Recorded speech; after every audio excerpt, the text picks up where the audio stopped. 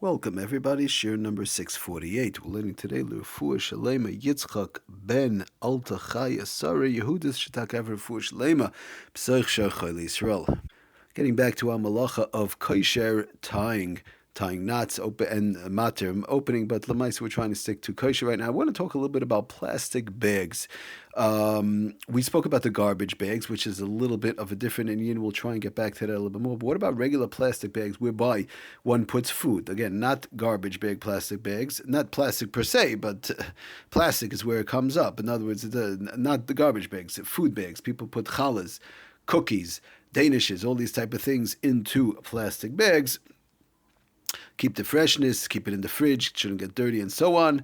How do we work with plastic bags in reference to the top, keeping it shut and closing it? So I just want to go through with the Sefer Oitzer Halachos, brings down very nicely a whole paragraph on some of the ins and outs of regular plastic bags, how to work with it.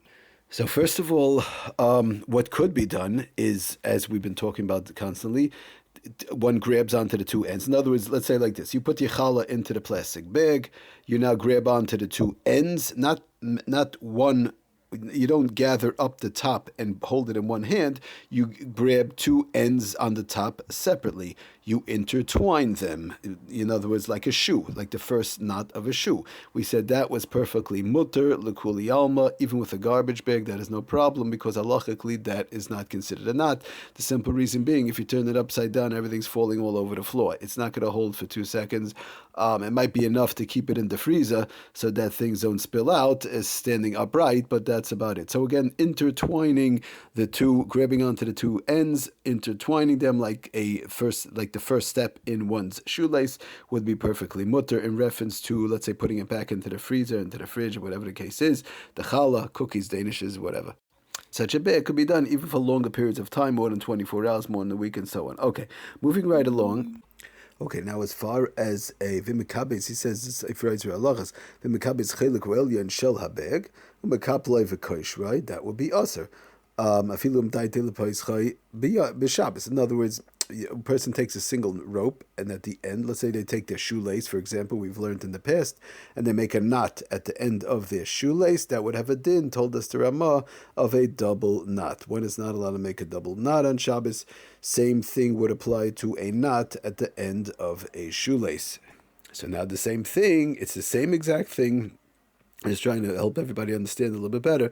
Same exact thing in reference to if one gathers up the top of the bag, making it into one rope, one string, one bag, it all becomes one. Now they make a knot. Right up on top, they'll make a knot, a tight knot, a regular tight knot, muhudak, so that is not allowed to be done. As we've learned, that is called shaila, that's a shaila of kesher uman, a craftsman's knot. And that is not allowed to be made even for less than 24 hours for the various reasons that we discussed. So in other words, if somebody's putting away their bag, whereby they put their plastic bag, they put their challah into it, and they put it away by shachrit after the sudas shel shachris in the morning meal, 1 o'clock, and now they're going to put it away. They want to have it for shalosh suudos, which is, let's say, 5 o'clock, 6 o'clock.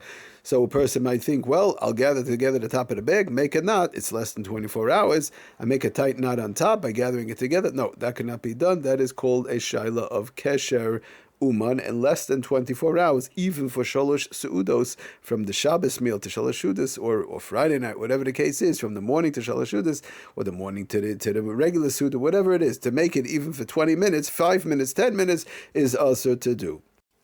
Now, we mentioned the fact of going back to the shoe, whereby we spoke about if somebody makes a knot, again, the bottom knot, we keep on chattering this over. It's very important because it's a little bit hard to understand, but I think if we keep on hearing it again and again, the explanation, we'll get a better understanding, better picture. Somebody makes a bottom knot, the intertwining of the shoe, then they make the bow on top. We said that is okay as long as it's opened within 24 hours. So the same thing with this bag. Again, the klolim apply straight through. One takes the two tops, the two ends, intertwines them, makes a bow on top. That's perfectly fine as long as it's going to be opened sometime on Shabbos, within 24 hours, let's put it like that. So for examples, again, somebody, I want to, give it straight up. A person has a bag, they put the challahs in, they put the cookies in, right after the Sudas Shel Shachris, the morning meal. They want to do it like that for Shalosh Su'udos. They put it into the bag, they grab the two ends, they intertwine it like the bottom of a shoelace, and then they make a bow on top of that. That's perfectly fine, again, as long as it's going to be opened by Shalosh Sudas time, then which l'chayra somebody a person has in mind. I'm putting it away after the morning meal or after maybe possibly the Friday night meal. For Shalosh Sudos, that will be fine, but you have to make sure Shalosh Sudos, if it's after the Friday night meal, is within 24 hours of the original tying. Again, intertwining, bow on top, less than 24 hours, fine. Now, he brings down, doesn't say for Yitzhak Halachas, some other interesting ways, which would be okay. Person has, for example, a Ziploc bag. You have the regular Ziploc bags. I know people have the bigger ones even. But challah, their cookies, danishes, whatever you want, a Ziploc bag, so that's fine. A Ziploc bag, you open and close. It's like a Velcro. It's made to open and close, no problem. So a regular Ziploc bag, you want to close that up, that's fine. Another way, which he brings down the Sefer Yitzhak Halachas, is a rubber band, a regular rubber band, just to wrap around. Now, we're not talking about tearing rubber bands or making knots out of rubber bands. Just he brings down a lichreich, a love chevel oy gumi, a regular rubber band to wrap it around. Like we said, the Ziploc, Velcro, all these type of things. I don't know if you have Velcro bags so much, but more Ziploc, a rubber band, and so on. Beli asiyas shum kesher. Again, you're not making any type of a kesher, would be fine. Okay, so now another thing which would be fine also, as we've learned in the past, we sent out a video actually, a slip knot, to make a regular slip knot. We also on the video, that would also be fine. A bow, regular bow without a knot on the bottom, bow, slip knot, these things would be fine. Even a bow on top of a bow, as long as it's a regular bow. Okay, just one more thing I just want to end off with, which we've spoken about in the past, and important to chazer over. It's just here and there where I chazer over certain things because of the fact that they're so important. Reference to checking one's tzitzis, we said one should check their tzitzis Erev Shabbos instead of on Shabbos. Shabbos you could take a look, but not. You have to be very careful because of the fact, again, the knots. One goes ahead and makes these knots. So this is what the Sefer Yitzhak Halachas brings it down.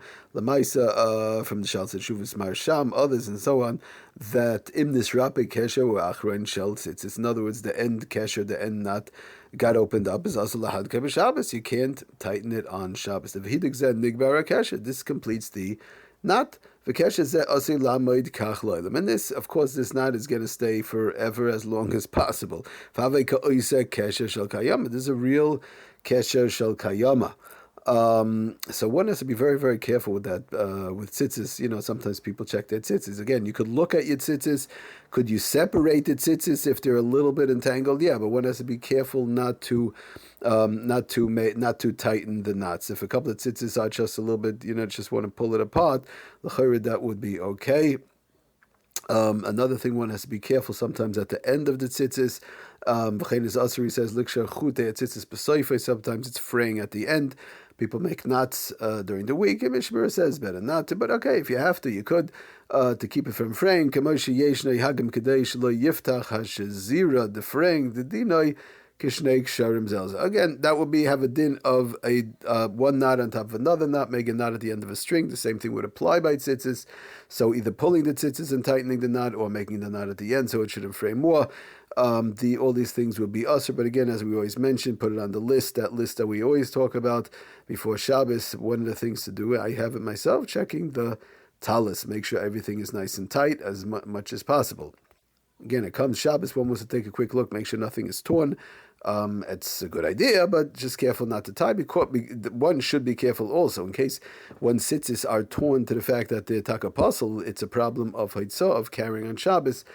For those who don't have an erev and so on, that's a major problem of haitzah. Shulchan Aruch talks about that. So one should check their tzitzis at least before Shabbos, and go through it, and on the talis gadol, talis cotton, whatever it might be. Sometimes the children's tzitzis and so on, and the children's tzitzis, a lot of times they get torn up. The children are children. What are you going to do? But to make sure that everything is kosher v'yasha, as they say, nothing is torn up, everything is tight, and so on. Thank you for listening. Atzlach and bracha, kol tov.